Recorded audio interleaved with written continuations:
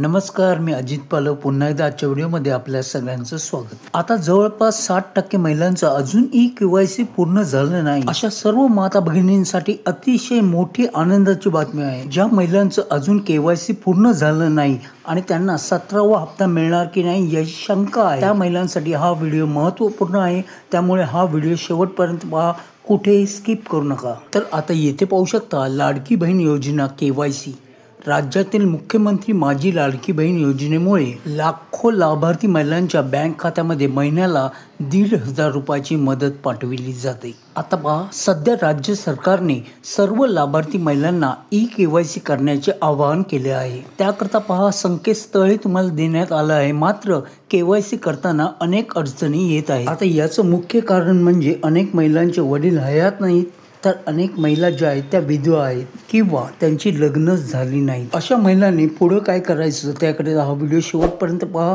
चॅनलवर नवीन असाल तर चॅनलला आताच सबस्क्राईब करून घ्या, बेल आयकॉन प्रेस करा। असं असतानाच आता महिला व बालकल्याण मंत्री अदिती ताईंनी सर्व लाडक्या बहिणींना महत्त्वाची माहिती दिली आहे। या माहितीनुसार आता राज्यभरातील लाभार्थी महिलांना मोठा दिलासा मिळणार आहे। त्यांनी काय म्हटलंय त्याचा आपण व्हिडिओ देखील पाहणार आहोत। त्याचबरोबरीनं ज्या महिलांचे पती किंवा वडील नाहीत त्यांनी त्यांच्या नातेवाईकांच्या नावानं KYC पूर्ण केली आहे आणि त्यांना त्यांची KYC पूर्ण झाली असं दाखवत आहे, त्यांना पुढे हप्ता मिळणार की नाही हे देखील पाहूयात। तर अदिती तटकरे यांनी काय माहिती दिली आहे पहा। अदिती तटकरे यांनी सध्या सुरू असलेल्या KYCच्या प्रक्रियेबाबत महत्त्वाची माहिती दिली आहे। लाडकी बहीण योजनेमध्ये वेबसाईटमध्ये काही बदल होत आहेत, त्यामुळे वेळ लागत आहे। आता ज्या महिलांचे पती आणि वडील नाही त्यांना KYC करता येत नाही, हीच अडचण लक्षात घेऊन आता संकेतस्थळात महत्त्वाचे बदल केले जात आहेत। या बदलामुळे आता सर्व महिलांना KYC करता येईल, त्यासाठीच हे बदल केले जात आहेत असे पहा तटकरे मॅडम यांनी सांगितलंय। आता त्या नेमकं काय म्हणाल्या ते आता आपण पुढे पाहूयात। तत्पूर्वी तुमची KYC कंप्लीट झाली आहे का? होय असेल तर कृपया कमेंटमध्ये होय असं लिहा, नसेल तर नाही असं लिहा।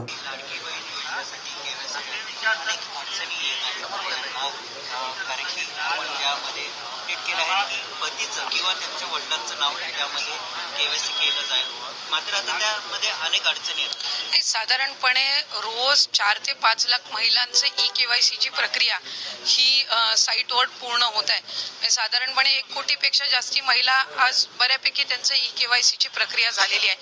ज्यांच्या पतीचं निधन झालेलं आहे किंवा वडिलांचं निधन झालेलं आहे किंवा डिवोर्स असतील म्हणजे एकल महिला असतील, त्यांच्यासाठी आम्ही वेबसाईटवर एक ऑप्शनच्या संदर्भातलं एक वर्किंग करत आहोत की त्यांच्या पतीचं किंवा वडिलांचं जर निधन झालं असेल तर त्यांचं डेथ सर्टिफिकेट किंवा डिवोर्स झाला असेल तर ते डिवोर्सचे पेपर्स अपलोड करण्याच्या दृष्टिकोनातून हे आम्ही तिथं ऑप्शन्स तयार करत आहोत।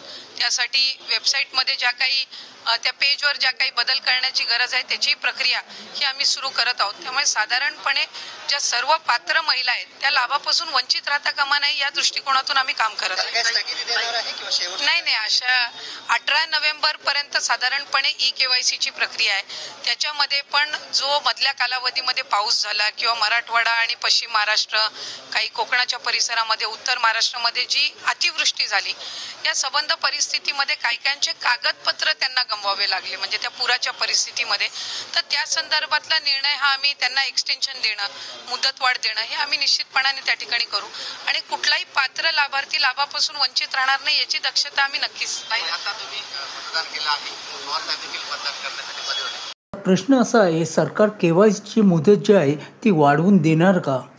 कारण पहा, अंतिम मुदत आहे 18 नोव्हेंबर 2025 व सध्या संकेतस्थळामध्ये बदल करण्यात येत आहेत।